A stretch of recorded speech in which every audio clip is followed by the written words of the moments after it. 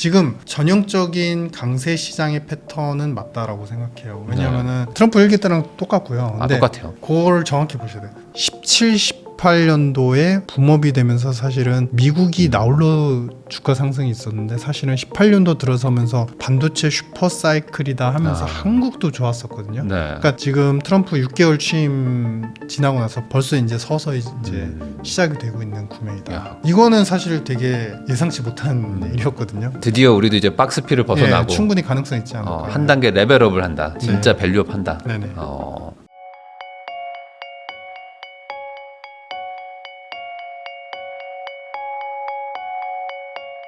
KB은행 스타자문단 이코노미스트이시죠. 유신익 박사님하고 이야기 계속 나누고 있는데요. 그러면 이제 말씀하신 대로 이제 국장 얘기도 하셨으니까 요즘에 뭐 국장 뭐 아주 뭐 난리인데 이게 어쨌든 좀 고점이다라고 생각하는 분들도 있는데 그건 아니고 이제 막 본격적인 어떤 그 랠리의 시작이다라고 이렇게 이해를 해도 되는 걸까요? 그러니까 환이 제일 중요합니다. 그러니까 외국인들 입장에서 우리나라를 이제 삼성전자 코스피를 산다는 거는 사실은 환이 여기서 더 치고 올라갈 여지가 있으면 사실은 조정의 기간은 길어질 거고 환이 다시 환율이 소폭 횡보하거나 떨어질 수 있으면 주가가 조정을 볼 때 환이 떨어질 수 있으면 어쨌든 주가를 주식 투자를 해서 외국인들 입장에서 그렇게 단기간에 큰 이익을 못 봐도 환율이 떨어지면 차익을 계속 얻기 때문에 네.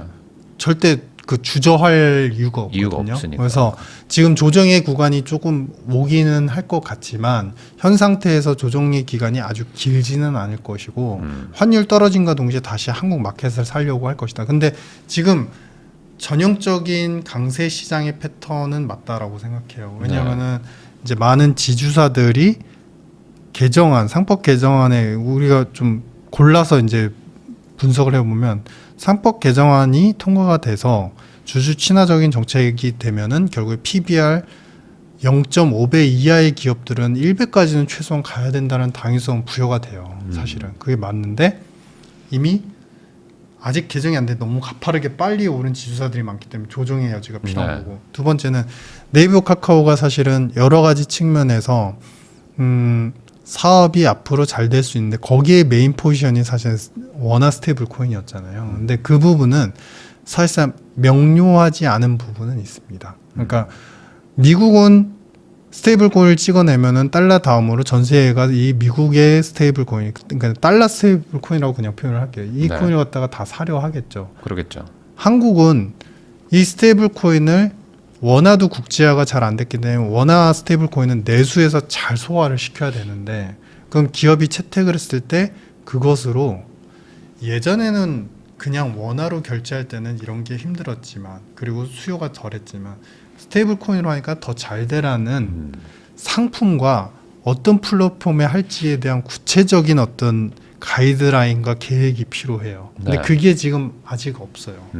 그냥 상표를 채택했을 뿐이다. 카카오 같은 경우도. 그래서 카카오페이가 지금 더 구체화해서 이걸 기반으로 예를 들자면 카카오페이가 지금 협역 결제 시스템을 외국계 많은 가맹점과 그다음에 외국의 결제 시스템하고 연동을 시켜놨잖아요. 그러면은 외국인들이 원화를 굳이 쉽게 말하면 환전하지 않아도 이 스테이블 코인으로 바로바로 예를 들면 위안화 됐든 달러가 됐든 유로가 됐든 바로 이 스테이블 코인을 사서 결제하게 편하게 만들겠다라는 이 비즈니스에 대한 플랜 철학이 정확하고 그것이 이제 수익화로 잘 이어질 거라는 당위성이 있어야 되는데 그러기에는 조금 아직은 미진한 부분이 있다. 그러니까 예를 들어 이런 걸까요? 뭐 중국에 있는 분들이 한국에 있는 쇼핑몰을 살려고 그러면 이게 뭐 결제 안 되고 뭐 그렇죠. 불편하다고 하는데 네네네. 그런 것들을 이제 스테이블 코인으로 그냥 쉽게 되게 하면은 그러면은 이제 이런 것들이 유의미해지는데 요게 될 거냐? 이거가 아직 약간 그렇죠. 조금 좀 애매하다. 그걸 통해서 더 많은 이제 결제를 갖다가 지금 더 그러니까 이게 뭐냐면 스테이블 코인은 사실 재미예요, 재미가 가미돼요. 그러니까 알리를 보시면 우리가 지금 여러 가지 페이 시스템으로 연동이 되죠. 알리 익스프레스를 보시면 결제를 하고 예를 들어서 좋아요나 상품명 좋아를 누르면 뭐 코인 줘요. 코인 주잖아요. 맞아, 뭐 몇 개 줘요. 그거를 주면은 사실은 그게 사실 되게 작지만 포인트처럼 쌓여가지고 그게 돈처럼 나중에 쓸 수 있으니까. 그러니까 이런 아이디얼릭한 재미의 부분들을 잘 노려야 되는데 이거는 그냥 뭐 경제학적으로 되게 어렵고 이런 게 아니라 사람들을 잘 끌어들일 수 있는 매력적 요소를 이 스테이블 코인의 결제 그 시스템에 잘 녹여놔야 되는 거죠. 그래서 네. 그런 숙제는 남아있기 때문에 이제 관련된 기업들에 대한 좀 너무 붐업된 거는 좀 조정이 필요한 게 맞는 것 같고요. 그러면 오히려 지금 상법 개정 이쪽에 조금 더 집중하는 게 더 맞을까요? 거기는 국가적으로 봤을 때 이제 사실 자본시장이 수립된 이후에 최초의 어떤 이제 변혁이기 때문에 네. 그게 오히려 펀더멘탈리 역사적으로 의미가 있다. 이런 판단. 그러면 이 상법 개정이 어쨌든 되게 되면 그동안에 눌려있던 소위 말하는 정말 뭐 저평가 가치주들이라고 얘기하는 것들, 돈 잘 버는데 뭐 진짜 자산 가치보다 훨씬 낮은 주가로 되고 있는 이런 것들이 대규모로 지금 올라간다라고 보는 거죠. 이거는 뭐 그렇죠. 명확하게 네, 그렇죠. 이건 작동을 하는 건가요? 그렇죠. 그러니까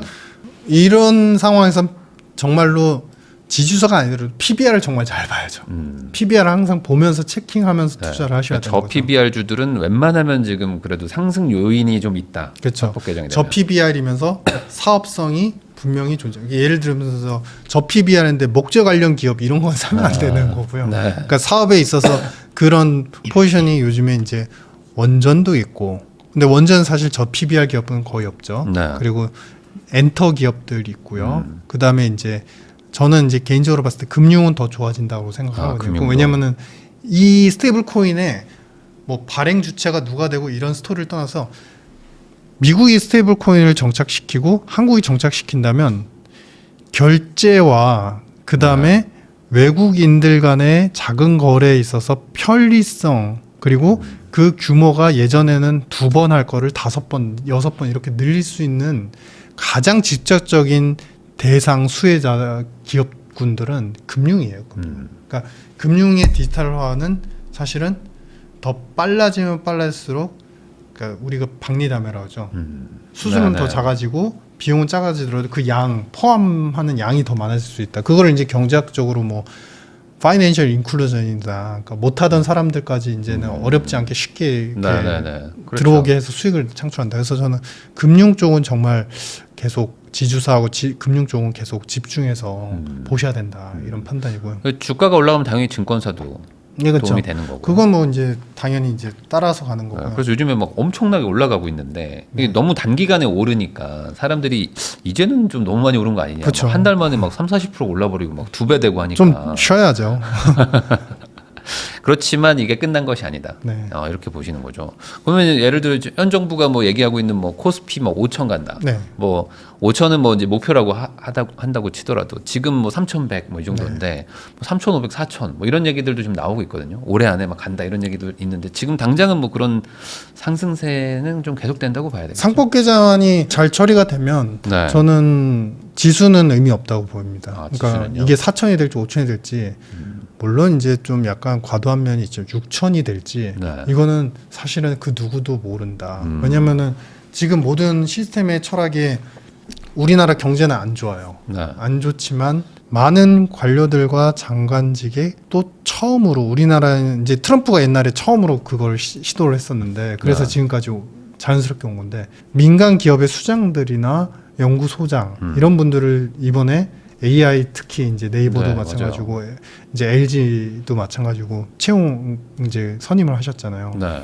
이거는 사실 되게 예상치 못한 일이었거든요. 그러니까 우리나라에서 이런 일이 일어날 수 있다는 보통은 것 자체는. 교수님들이 그렇죠. 들어가시고 하시는데 그러니까 현장의 목소리랑 좀 떨어지시는 네. 분들이 철학적으로만 접근하시는 사례가 많은데 그렇기 때문에 이번 성장 패러다임에 대해서는 저는 이제 내수는 힘들겠지만 좀 색다르고 그동안에 하지 못한 도전적인 부분이 상당히 많기 때문에 성과도 기대가 되고 그러면은 전 세계가 참고로 말씀드리면 버블이 나쁜 의미일까요? 좋은 의미일까요? 사실은 버블은 어느 정도 껴 있어야 사실은 금융적으로 항상 좋거든요. 네. 근데 이런 버블의 징후가 있는 상황에서 전 세계 미국을 제한 성장률의 패턴 다 다운그레이드가 되고 있죠. 사실은 이거는 피할 네. 수 없는 이제 과제인데 그런 상황에서 한국도 금융적으로 주식시장을 잘 풀려는 그런 의도와 스탠스들이 일본이 사실 10년 전부터 이런 밸류업을 저 PBR 기업들에 대해서 강력하게 지지하고 강력하게 법규하는 것들로 인해서 지금 항상 그러잖아요. 미국 다음에 전 세계 포트폴리오에서 미국 다음에 일본이다.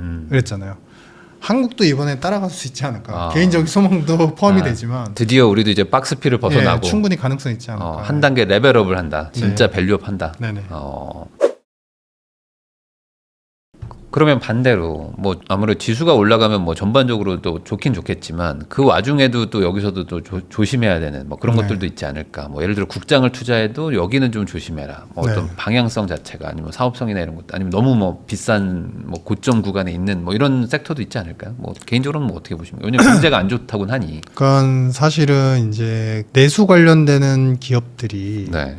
이번에 시장에서 이제 독특한 이제 내수 관련 기업들이 뭐가 있을까요? 예를 들자면은 해외로 진출하는 우리 이제 K푸드 굉장히 유명하잖아요. 근데 이미 그런 관련 기업들은 주가가 안 좋기 때문에 사실은 그러니까 철저하게 내수에서만 판매를 해서 모든 어닝을 얻어야 되는 이제 네. 음식료 예를 들면 빵 네. 판매하는 아니면 이제 음식료 중에서 뭐 음료에 집중돼 있는 그 지금 말씀드린 기업들 어느 분인지 아시죠? 제가 뭐, 직접 말씀드린 체감 경기에 너무 딱 그 네. 맞는 그런. 네, 그런 기업들은 사실은 오히려 이제 그렇게 큰 시장이 좋음에도 불구하고 유동성이 좋아도 그렇게 큰 효과는 못 볼 것 같고요. 이제 이건 제 개인적인 판단입니다. 분명히 이 말씀을 드리면은 비판의 글들이 엄청나게 들어올 거라고 생각하는데 지금 이런 환경에서 조선에 대해서 굳이 좋게 보는 거는 조금 저는 조선은 이미 어느 정도 네, 왜냐하면은 끝났다. 이게 이제 조선이 사실 수주가 모멘텀이 작년도부터 올 초까지 좀 지속이 되고 있지만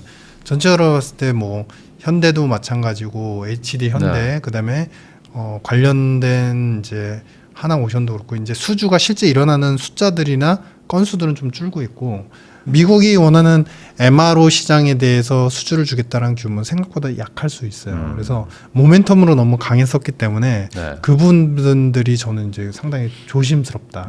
그러니까 이런 거는 하면 안 된다라는 의미보다는 조선을 다 좋다고 하잖아요. 네, 요즘에 네. 이제 그런 측면에서 좀 조심스러운 측면이 있어서 오히려 포지셔닝을 좀 약간 조정을 해야 되는 거 아니냐라는 이제는 약간 생각으로. 좀 섹터를 좀 갈아타는 그렇죠. 것도 한번 고려는 해봐라.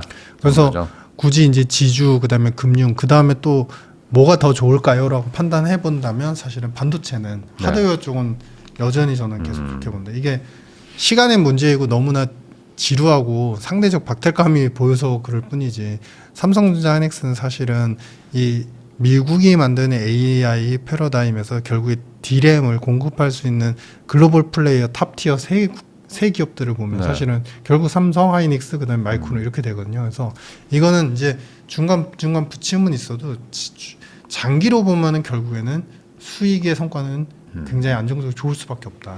거기다 이제 유동성 풀리고 하면 보통은 뭐 반도체 많이 팔리고 뭐 이런 거가 있지 않나요? 아무래도 돈이 많이 풀리면. 그렇죠. 그러니까 네. 이게 교체 로직으로 수요나. 보면은 제일 처음이 뭐냐면은 일단은 그 미국의 여러 가지 IT 관련된 기업들의 네. 돈이 많이 풀면 투자가 일어나죠. 투자가 일어나면 서버 투자도 있지만 우리 하드웨어적으로는 당연히 이제 엔비디아가 AI 관련된 이제 네.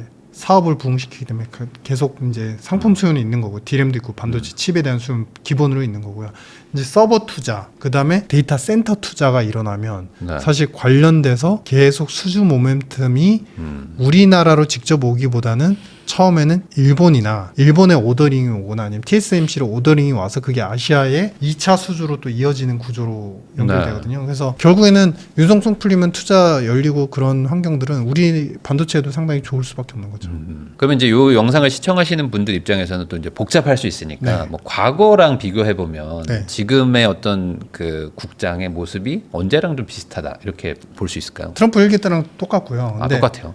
그걸 정확히 보셔야 돼요. 트럼프가 시행하는 경제 정책, 무역 협상의 시기, 네. 그다음에 지정학적으로 일단은 시리아 공격하면서 다시 재편하는 그런 것들이 예전하고 동일한데 예전보다 최소 6개월에서 1년 정도 빨라요. 그러니까 한 번 해봤기 때문에 더 빨리빨리 더 빨리빨리 한다. 빨리빨리 하는 거예요. 네.